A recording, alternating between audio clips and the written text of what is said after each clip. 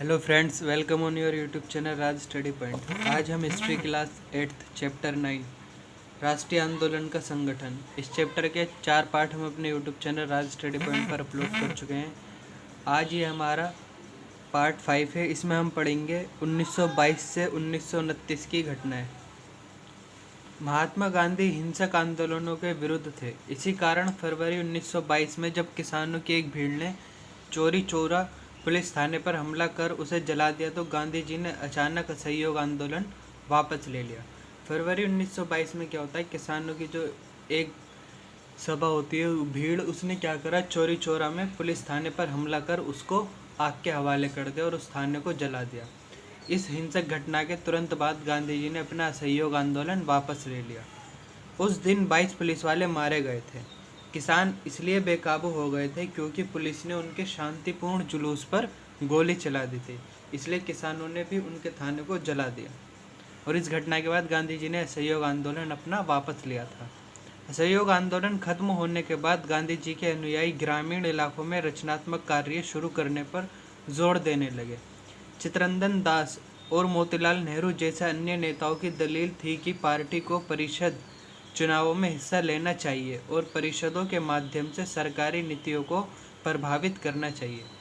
चित्तरंजन दास जो है वे पूर्वी बंगाल में एक वकील थे और मोतीलाल नेहरू जो जवाहरलाल नेहरू के फादर थे। इन दोनों का ही ऐसा मानना था कि जो पार्टी है, कांग्रेस पार्टी, उसको परिषदीय चुनावों में भाग लेना चाहिए और इस प्रकार से वे सरकारी नीतियों को प्रभावित कर सकती है। 20 के दशक के मध्य में गांवों में किए गए व्यापक सामाजिक कार्यों की बदौलत गांधीवादियों को अपना जनाधार फैलाने में काफ़ी मदद मिली।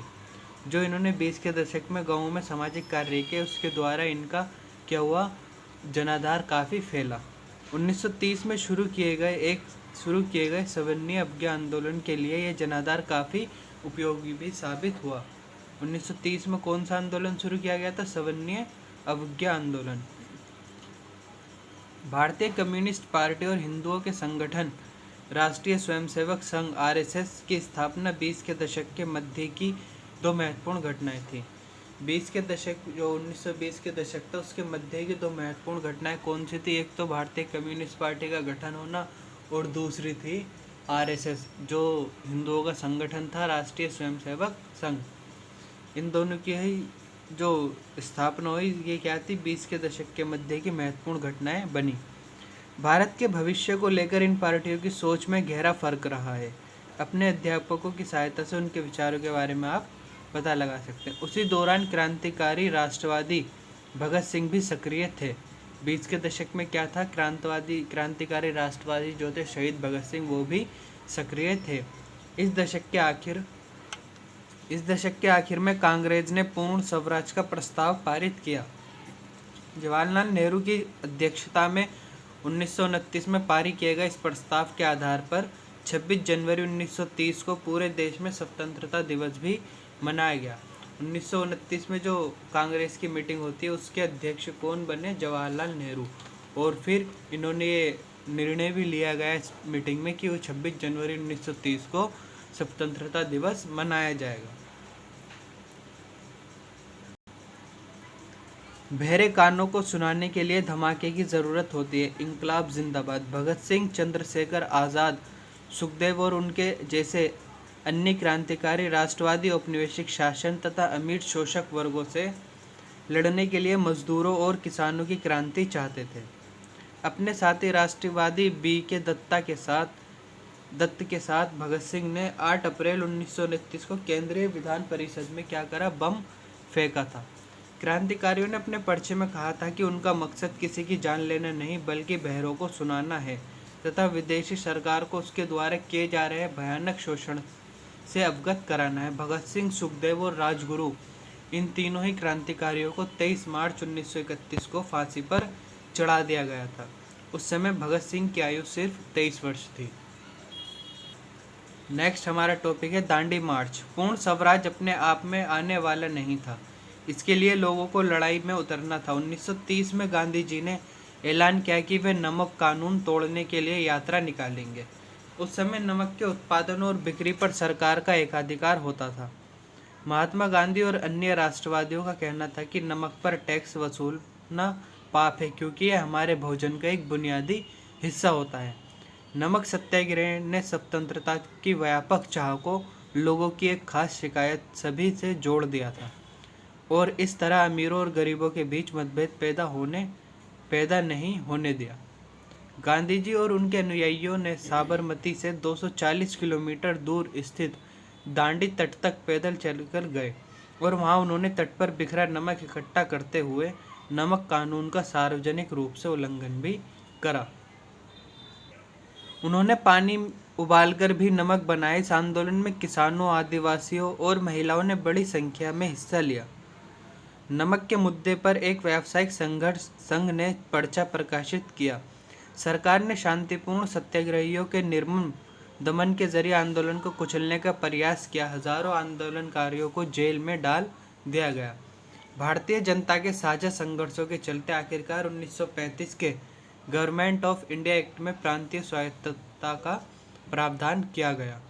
सरकार ने ऐलान किया कि 1937 में प्रांतीय विधायकों के लिए चुनाव कराए जाएंगे। इन चुनावों के परिणाम आने पर 11 में से 7 प्रांतों में क्या होता है, कांग्रेस की सरकार बनी। प्रांतीय स्तर पर 2 साल के कांग्रेसी शासन के बाद सितंबर 1939 में दूसरा विश्व युद्ध शुरू होता है और फिर हिटलर ने क्या करा, दूसरे विश्व युद्ध में आलोचनात्मक जब कांग्रेस ने कहा कि गांधी जी और नेहरू ने प्रस्ताव रखा कि कांग्रेस ब्रिटिश सरकार की मदद करेगी अगर वो भारत को आज़ाद करें, तो इस पे जब ब्रिटिश सरकार ने अपनी असहमति जताई तो विधायिका के इलेक्शन जीते थे कांग्रेसी सदस्य, उन्होंने विधायिका का बहिष्कार करा। भारत छोड़ो और उसके बाद महात्मा गांधी ने दूसरे विश्व युद्ध के बाद अंग्रेज़ों के खिलाफ आंदोलन का एक नया चरण शुरू किया। उन्होंने अंग्रेज़ों को चेतावनी दी कि वे फौरन भारत छोड़ दें।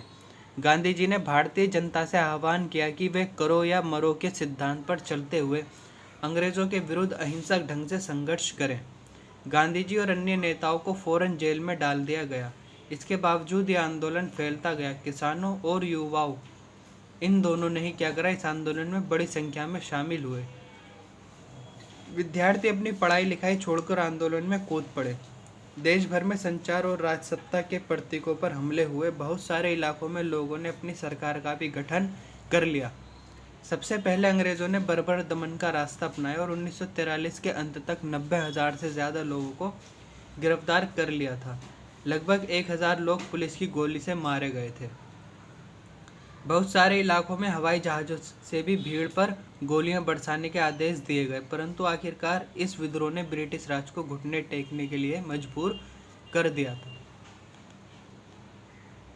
स्वतंत्रता और विभाजन की ओर 1940 में मुस्लिम लीग ने देश के पश्चिमोत्तर तथा पूर्वी क्षेत्रों में मुसलमानों के लिए स्वतंत्र राज्यों की मांग करते हुए एक प्रस्ताव पारित किया।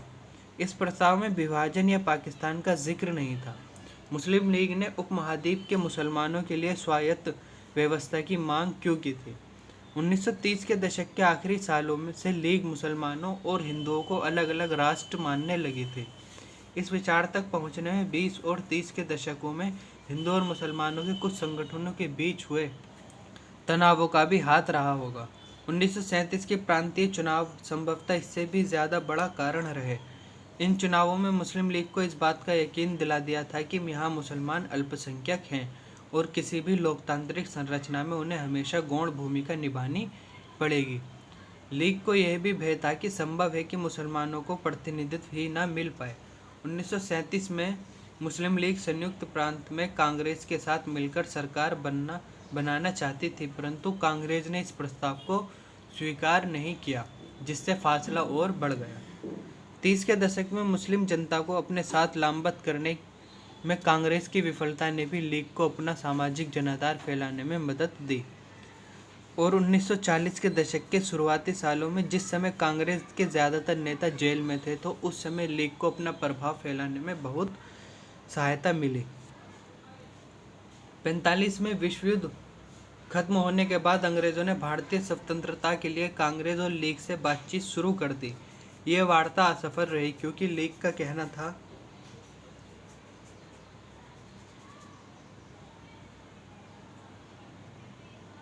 लीग का कहना था कि उसे भारतीय मुसलमानों का एकमात्र प्रतिनिधि माना जाए। कांग्रेस इस दावे को मंजूर नहीं कर सकती क्योंकि बहुत सारे मुसलमान अभी भी उसके साथ थे। 1946 में दोबारा प्रांतीय चुनाव हुए। सामान्य निर्वाचन क्षेत्रों में कांग्रेस का प्रदर्शन तो अच्छा रहा, परंतु मुसलमानों के लिए आरक्षित सीटों पर लीग को बेजोड़ सफलता मिली। लीग पाकिस्तान की मांग पर चलती रही। मार्च 1946 में ब्रिटिश सरकार ने इस मांग का अध्ययन करने और स्वतंत्र भारत के लिए एक सही राजनीतिक बंदोबस्त सुझाने के लिए 3 सदस्यीय परिसंघ भारत भेजा। इस परिसंघ ने सुझाव दिया कि भारत अविभाजित रहे और उसे मुस्लिम बहुल क्षेत्रों को कुछ स्वायत्तता देते हुए एक ढीले ढाले महासंघ के रूप में संगठित किया जाए। कांग्रेस और मुस्लिम लीग दोनों इस प्रस्ताव के कुछ खास प्रावधानों पर सहमत नहीं थे। अब देश का विभाजन अवश्यंभावी था। कैबिनेट मिशन की इस विफलता के बाद मुस्लिम लीग ने पाकिस्तान की अपनी मांग मनवाने के लिए जन आंदोलन शुरू करने का फैसला लिया। उसने 16 अगस्त 1946 को प्रत्यक्ष कार्यवाही दिवस मनाने का आह्वान किया। इसी दिन कलकत्ता में दंगे भड़क उठे और कई दिन चलते रहे। इन दंगों में हजारों लोग मारे गए। मार्च 1947 तक उत्तर भारत के विभिन्न भागों में भी दंगे ऐसे ही हिंसा फैल गई थी। कई लाख लोग मारे गए। असंख्य महिलाओं का विभाजन की इस हिंसा में अकथनीय अत्याचारों का सामना भी करना पड़ा। करोड़ों लोगों को अपने घर बार छोड़कर भागना पड़ा और इस प्रकार भारत का विभाजन भी हुआ। ये चैप्टर हमारा फिनिश हो चुका है। मिलते हैं नेक्स्ट वीडियो में नेक्स्ट चैप्टर के साथ। वीडियो अच्छी लगे तो वीडियो को लाइक करें, अपने फ्रेंड के साथ शेयर करें और हमारे यूट्यूब चैनल राज स्टडी पॉइंट को सब्सक्राइब करें। Thank you.